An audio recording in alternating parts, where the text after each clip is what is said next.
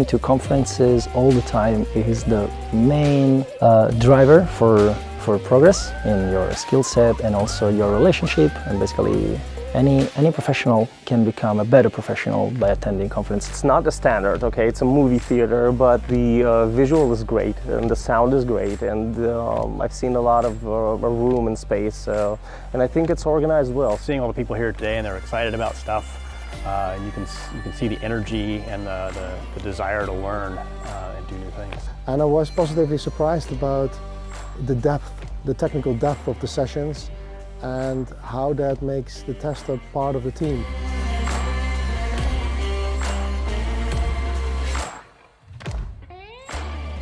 I think developers do benefit from coming to QA conferences, just the same as testers can benefit from going to dev conferences. You've got to have a broad understanding of what's going on. It's really inclusive. I would say it's super diverse. People are really, really open and friendly, and it's really organized. Conferences are well worthwhile just for the ideas that they spark in people. When people come back to the office, they're full of ideas and they're all energized up. Hello, my name is Mesut Durukal. I'm working as a QA engineer and I'm working for Siemens. I'm from Turkey and I'm located in Istanbul. And I have a total 12 years experience in software engineering and software quality assurance processes. I am dealing with test automation, and in my session I am going to talk about some fundamental points to care about building a successful test automation lifecycle. So I hope we will meet there and see you there. Bye. Hello, welcome everyone. I'm very happy to be here in this amazing conference, and in this session we are going to talk about best practices for conducting an agile test automation project or procedure. Before deep diving into the session, let me again briefly introduce myself. My name is Mesut and I'm from Turkey. I'm working for Siemens Istanbul office and I'm a QA engineer for more than 12 years. And I'm contributing to test automation projects, and I will share some experiences and lessons learned from my projects and my studies. And you can find some contact information for me. Please do not hesitate to reach out to me or contact to me. And this is the brief agenda for this talk. As I told in the beginning, we will cover basic principles and best practices for conducting a successful agile test automation. So we will go over building a quality mindset, and then we will investigate monitoring activities, and then the importance of building a robust automation framework we will discuss. And finally, we will talk about the team spirit. I think those are all individually are of great importance because, for example, building a quality mindset enable us to focus on the correct goal. It will enable us to doing the right thing at the right time, and monitoring activities enable us to make a current evaluation and a feature estimation, a feature projection. And if we cannot achieve a robust automation framework, then we will have lots of failing test cases, right? And we will have to deal with lots of maintenance effort and analysis effort to understand if the failing tests are the real failures, real bugs, or the false alarms. We will have to do that analysis, and that means lots of maintenance effort and lots of cost, of course. And finally, without doing or without working with a good team spirit, with a good communication and collaboration, we cannot work efficiently. And it is one thing that we should do to work efficiently in today's world. We will discuss all of them in detail. But first of all, why should we take care of them? Firstly, let's start with that. Because if we do not try to follow these principles, the technical depth in the product and the project will increase in time. And on the other hand, while the technical depth is increasing, the motivation in the team will decrease because people will be the concentration of the people will decrease because they are having lots of redundant work or some analysis or maintenance efforts instead of implementing or developing something. So they will not be motivated well, and the concentration in the team will decrease. So let's start with investigating all of them in detail one by one. And of course, we will start with building a mindset, a quality mindset in the team on all the members. Sometimes it is very tricky when we are dealing with continuous testing environments, right, or continuous testing tasks. Because nowadays there's a great rivalry in the software market. Everyone is trying to be the first in the market. So they are adapting lots of latest technologies. They are integrating to lots of platforms. And everyone is in a rush. They are trying to be the first in the market. So as software testers, we have a complex structure to verify and we have a very limited time to do that because I remember sometimes I have only 1 hour testing window before going live. So that is a testing window and I have lots of test cases to execute. So that is the challenge. And at those times, there are lots of stress, right? I'm under stress because there's another thing. The product owners or the developers are waiting for my response.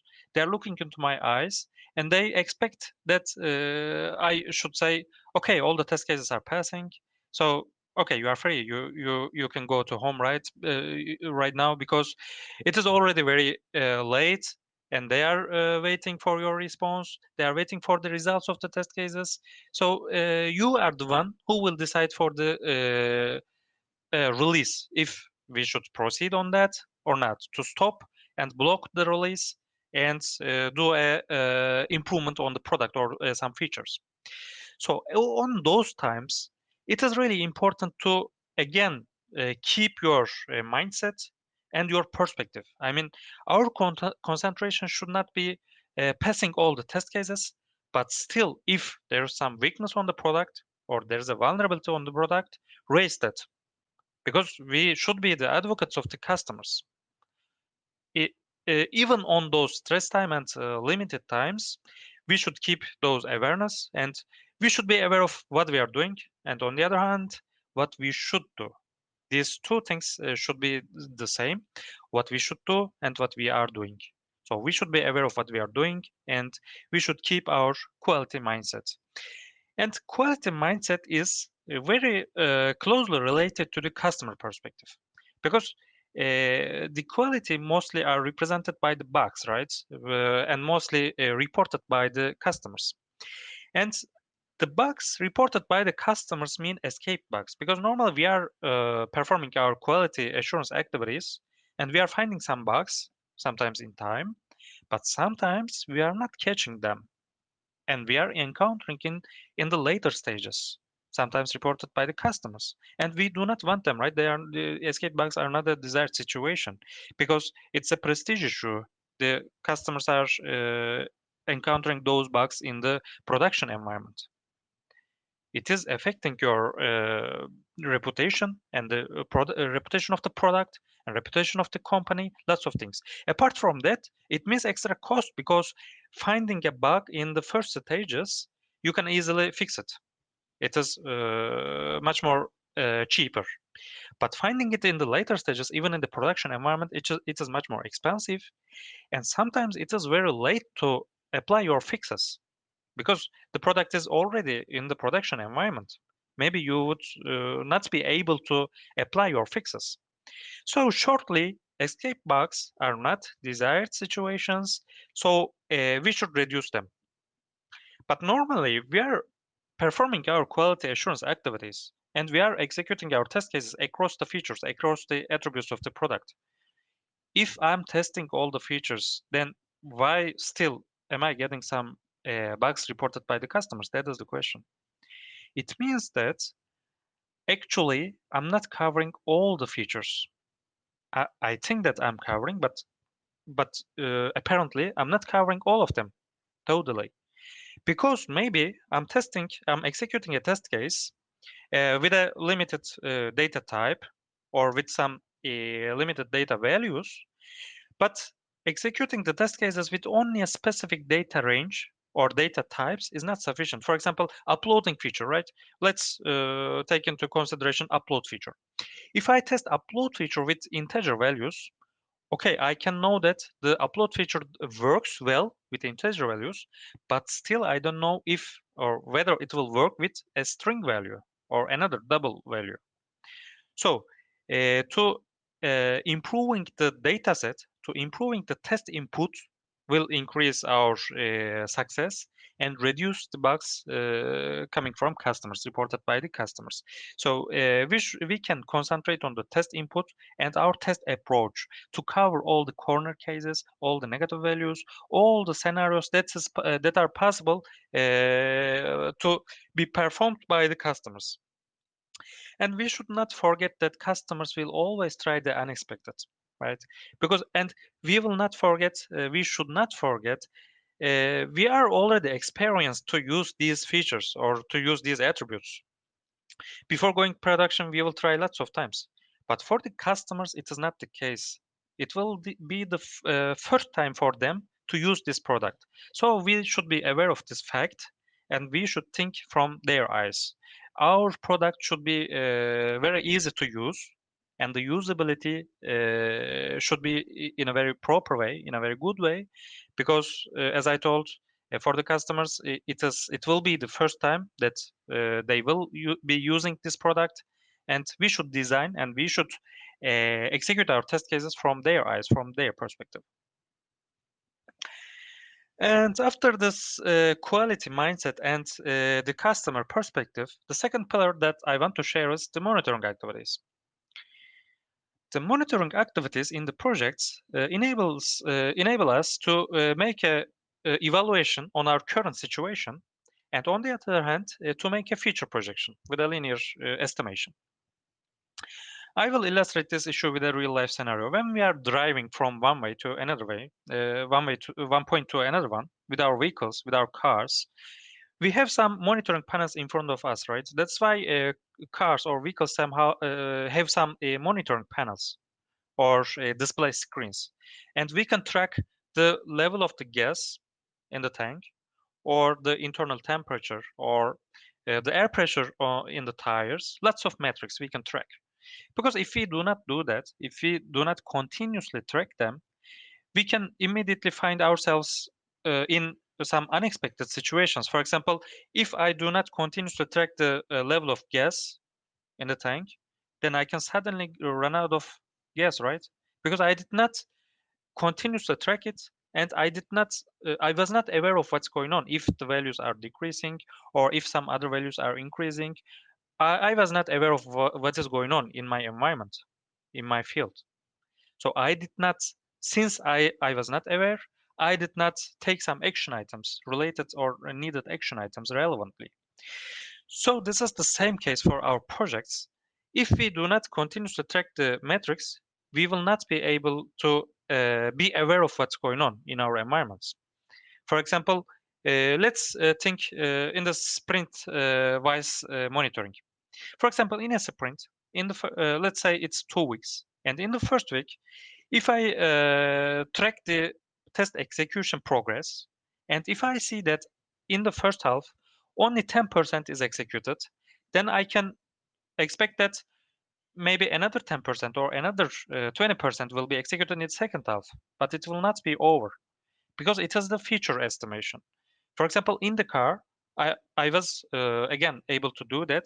For example, when with the half of the gas, if I'm going 100 kilometers, let's say, then I can make a feature estimation and say that, okay, with the rest, with the second half, I can go another 100 kilometers. That's just a linear estimation. So in our projects, when in the half of the sprint, when I pull the metrics and pull the monitoring activities, then I can make a future estimation for the second half. And if I see that I will be behind of the schedule, then I can get or I can take some action items. Maybe I will increase my resources because I will be behind of the schedule. Or maybe I will decrease the test cases, right? How can I decrease my test cases? Maybe I will do a prioritization and I will execute only the most prior ones instead of trying to cover all of them, because infinite testing is not possible, as we all know.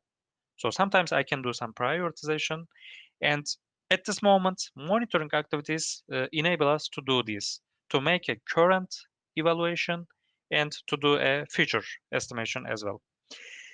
At this point, to be selective is very important. I mean, I put this slides in purpose because I think you were not able to read all of them, right? There are lots of them. It's not possible to read all of them, and it is not possible to cover all of them.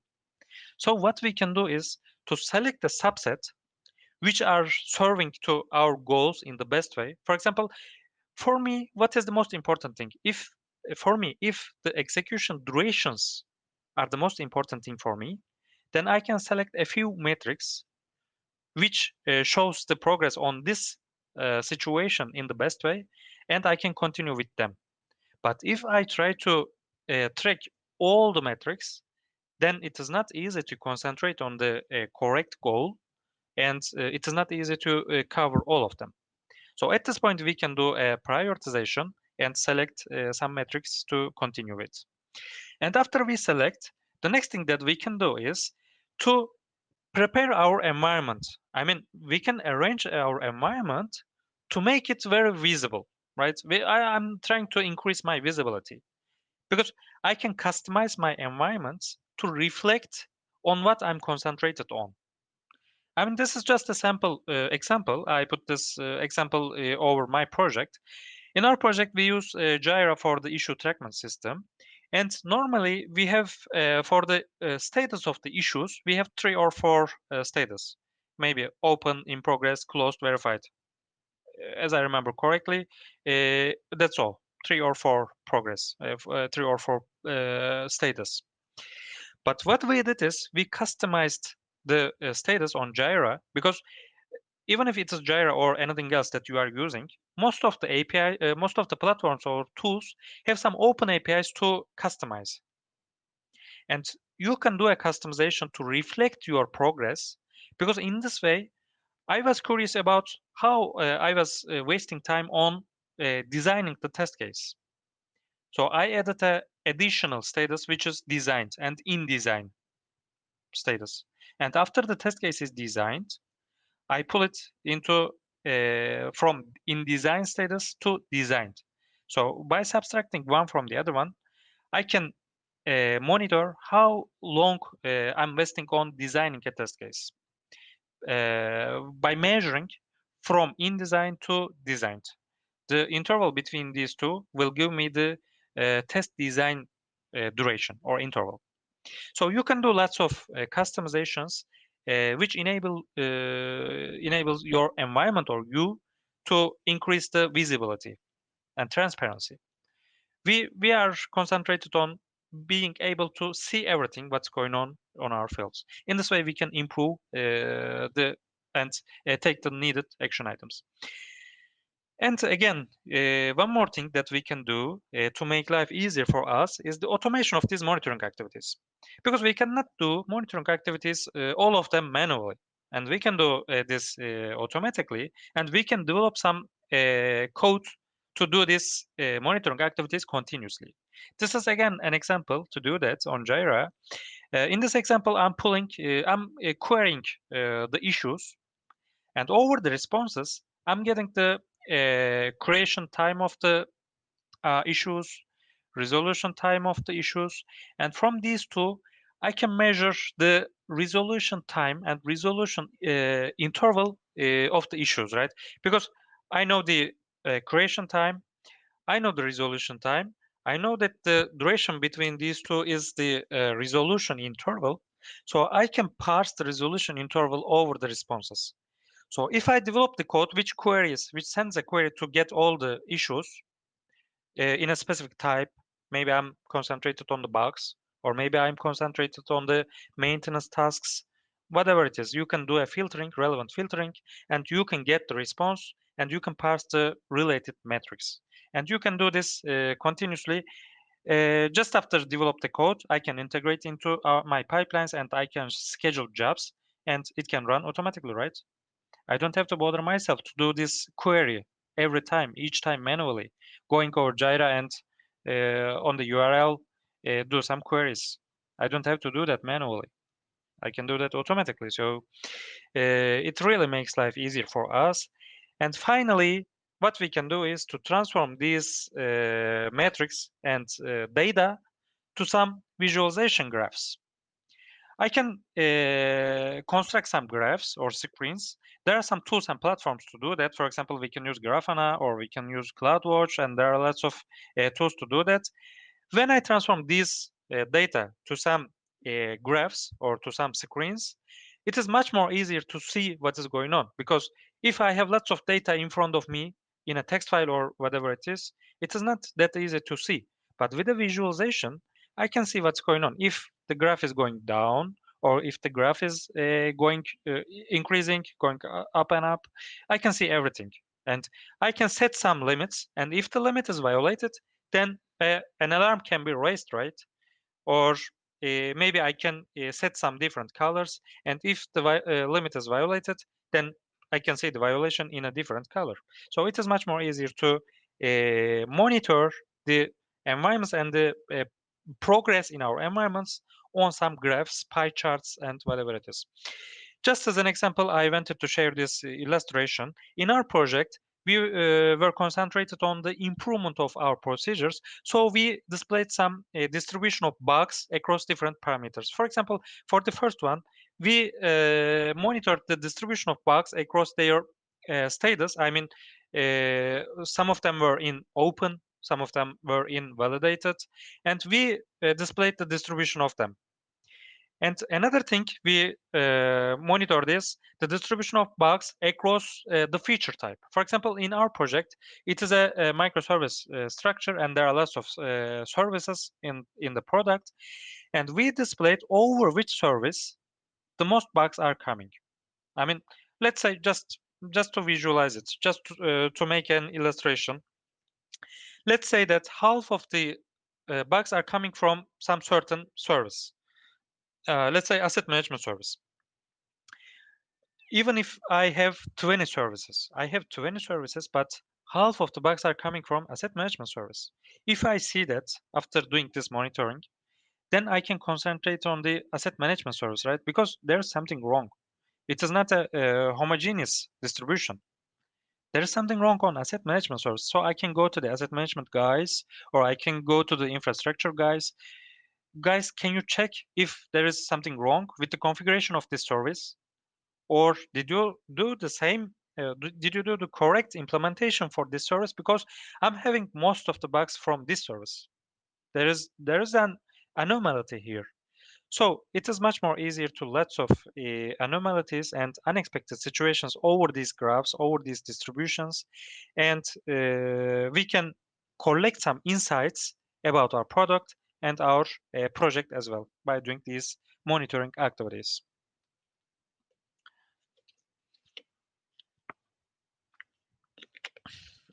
And my third pillar that I will share is building a robust automation framework, because automation framework is very important. Because if we do not have a stable automation environment, then most of the test cases will wrongly pass or wrongly fail. So it is not a desired situation. It will result in lots of maintenance effort and lots of analysis effort. Let's investigate what are the reasons for being or having a unstable environment. For most of the case, these instabilities stem from the test smells.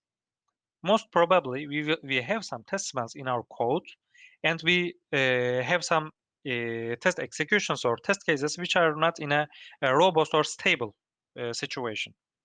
So let's investigate the table on the top. If a feature is working properly, if a feature is working as expected, and if our test cases are passing, then it is the ordinary situation, right? It is the pass situation. And on the other hand, if a feature is not working as properly as designed, and if our test cases are failing, then it is again the normal condition. Okay, the test case is failing, and it is a real bug. We found a bug. These two are the normal situations, the expected ordinary situations, but we have some problematic situations. For example, if the feature is working well, if the feature is working properly, but our test case is failing, then it's a false alarm. Because we are getting a failure from our test case, but normally the feature was designed properly. So it is a false alarm, it is not a real bug. So what will we face in this situation? We will have a fail and we will try to analyze what is the reason for the fail. If it is a real fail or not, so we will waste some time to analyze those situations. On the other hand, if the feature is not working properly, if there is a vulnerability or if there is a weakness on the product, and if our test cases are passing, it means that we are not able to catch those bugs. We are missing the bugs. And at the beginning, as you remember, we discussed the importance of escape bugs. It means extra cost, it means extra waste of time, lots of additional problems in the later stages. So these test smells can result in some critical consequences. Okay, but why are we having some test smells in the code? There are lots of reasons for that. For example, maybe from the structure of the product, if our product is working asynchronously, then maybe we should handle it properly. Maybe a reason for the test smells is the structure of the product itself. Or maybe some code duplication in the code.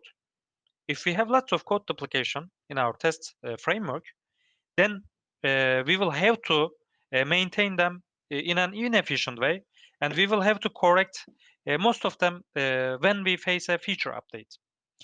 So let's discuss the feature smells in detail. For example, this table, I will describe you how we proceed.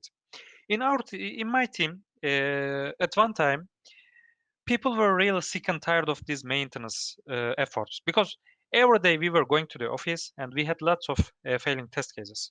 So we started to think about doing a systematic approach and try to solve them in a systematical manner. So what we did is, firstly, we listed the problems. We had some analysis effort problems. We had some escape bugs. We were having some refactoring efforts. Lots of problems. We listed them. And across each problem, we listed the test smell resulting in those problems. And after that point, what we did is to find the root cause for these test smells. For example, for the flaky tests, which are failing one time and passing one time, which were not stable, we investigated the root causes and we found out that we figured out that the asynchronous waits, which are the requests in our framework, which does not wait for the response properly, was one reason for the flag tests.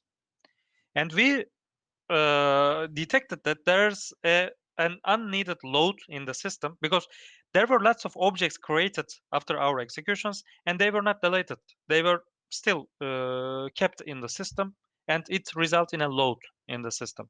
It was another root cause, and some test cases were dependent to each other. There was a suite dependency in our test set, and we were not tracking all the history of the test case. I mean, all the executions, all the details regarding all the executions, and we developed solutions across them one by one.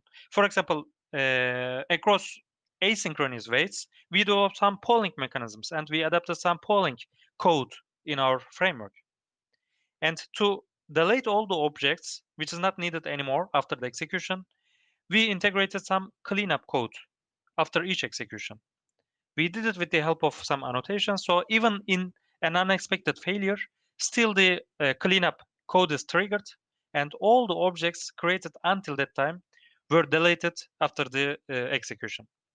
And to avoid suite dependencies, we construct test groups, we construct different test suites, which were or we on which we could execute all of them without any problem, without any dependency problem.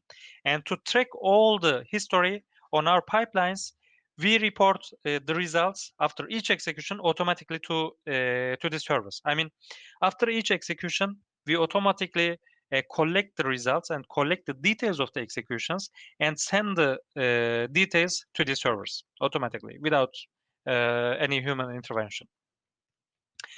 And for the escape bugs, as I told when we were discussing about bugs, we improved our coverage with improving the test scenarios, the test inputs, including all the corner cases, the negative values, the each possible data type, everything putting inside, we improved our coverage. And instead of executing the test cases with a limited data set, we executed parallelized test cases with different input parameters. And finally, to improve our test code to reduce the refactoring efforts, we developed some helper classes to remove the code duplication, because we had lots of similar codes in different classes. So what we did is we moved them in a helper class and call the method in the helper class from these different points. After doing that, when we need a change after a feature update, then we had to update only the helper class, but not every single point that we have to call it, because it is the reference point. When we update them, all the points calling this method is automatically affected and updated. And of course, we embrace some code review activities with some static code analysis tools and peer review processes, which we perform in our team.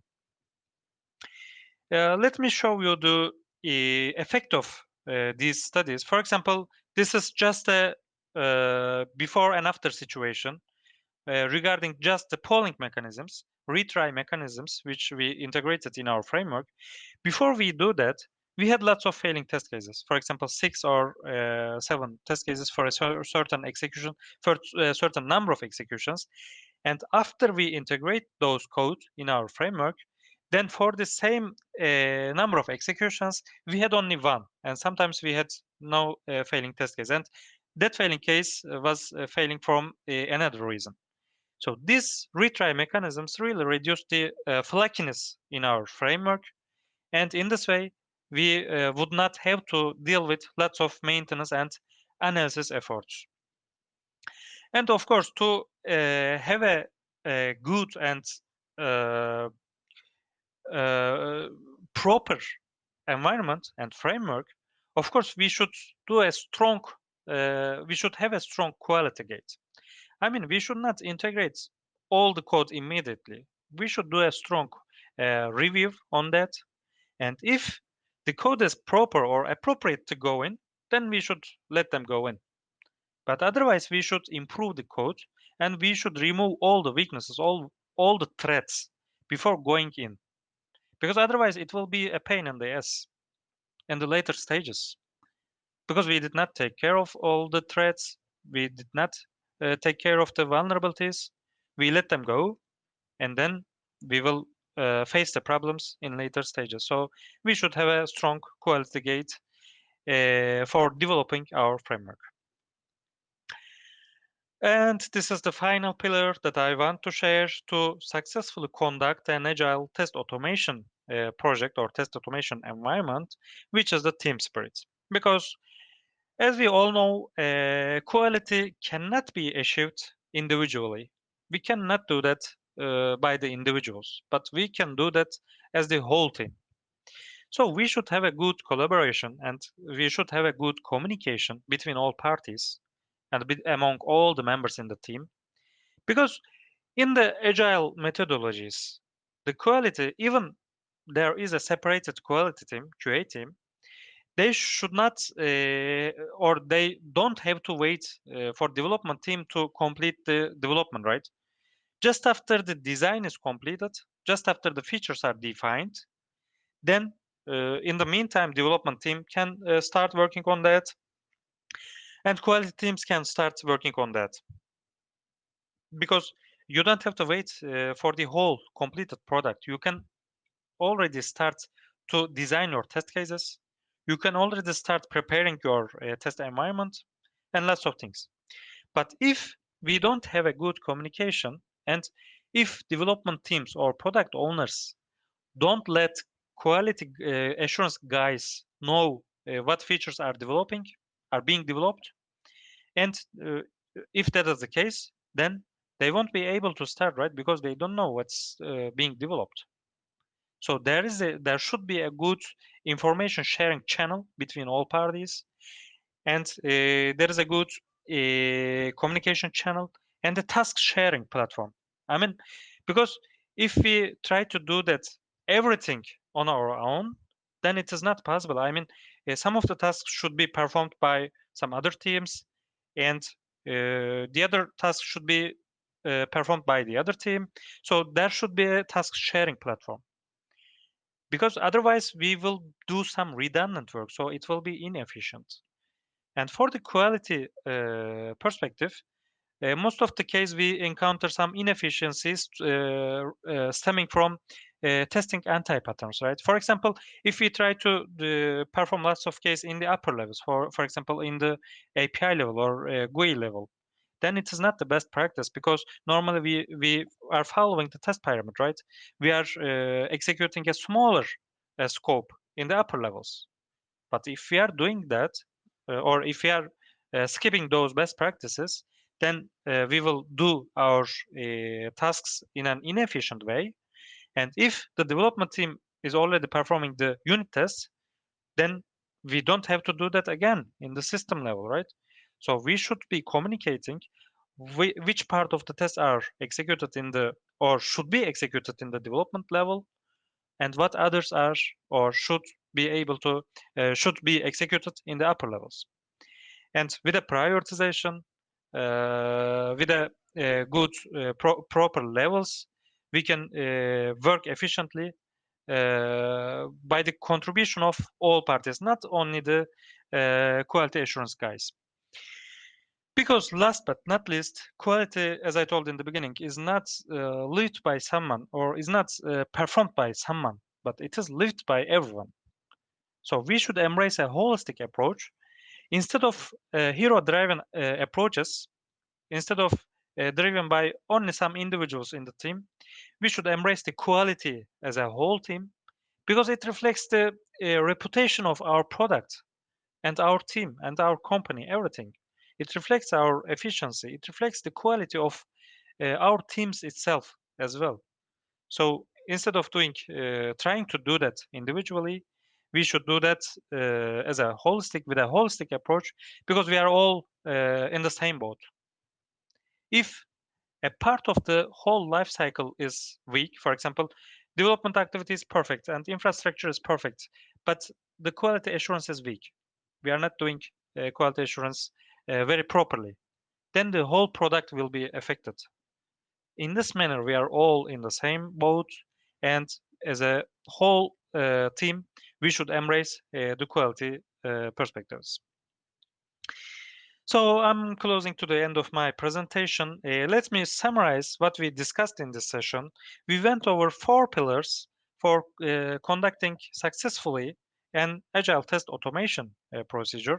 Those were the quality mindset, which is closely related to the customer perspective, and monitoring activities, which enables us to evaluate our current situation and current progress and do a future estimation on the other hand, with some graphs, with some pie charts, with some distribution panels, screens, lots of monitoring platforms, and having a robust automation framework by avoiding test smells and improving the quality with strong quality gates, and finally a good team spirit, not by going individually, but with a holistic approach.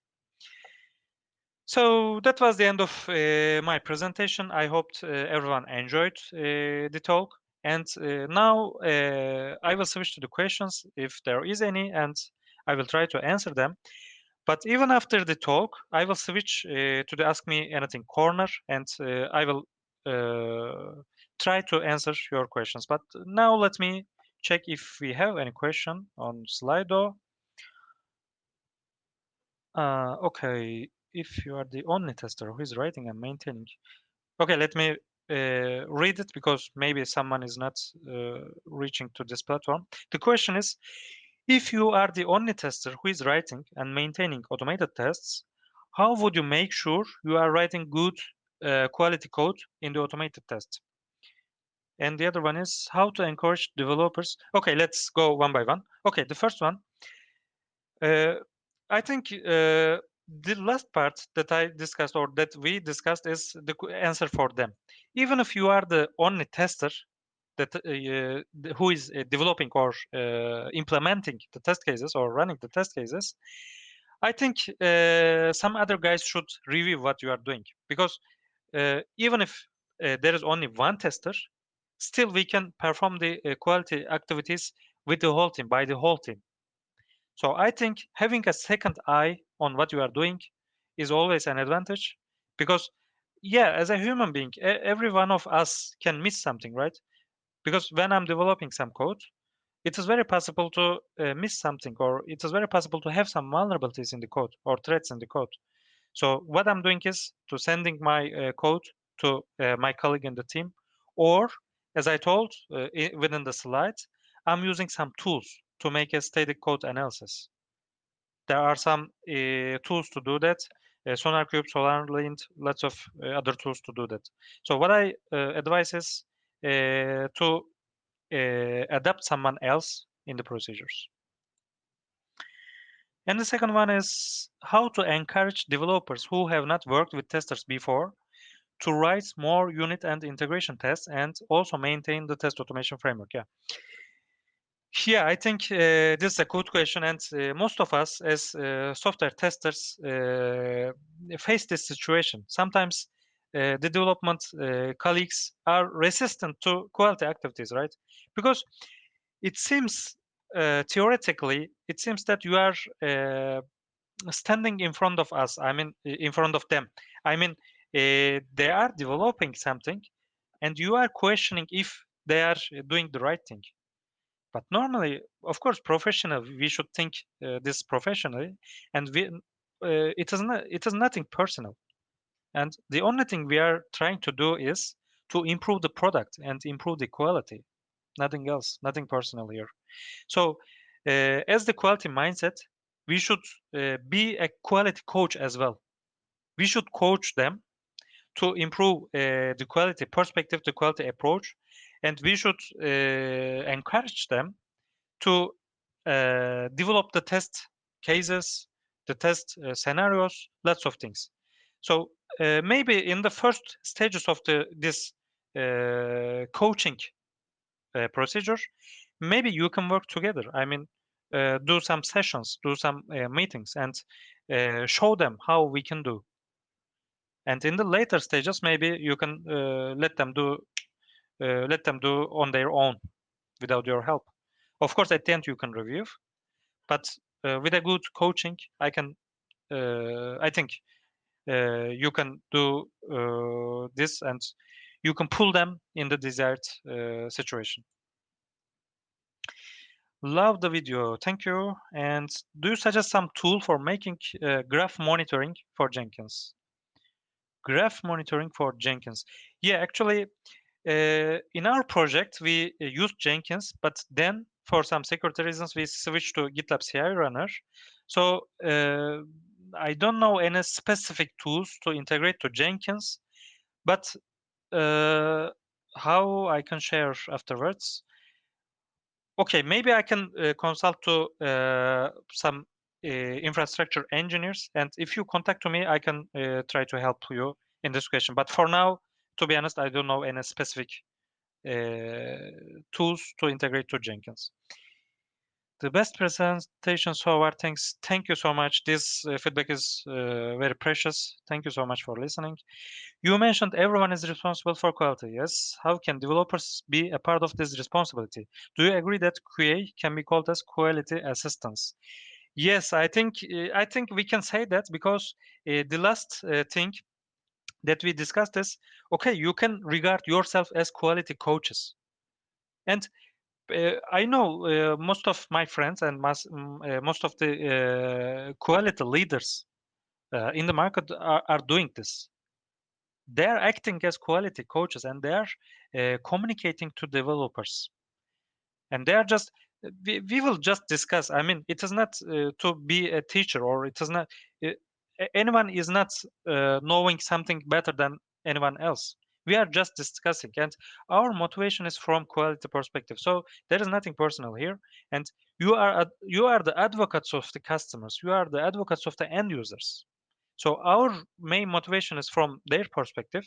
So I think we can do that. We can arrange some chit chats, arrange some meetings with the developers.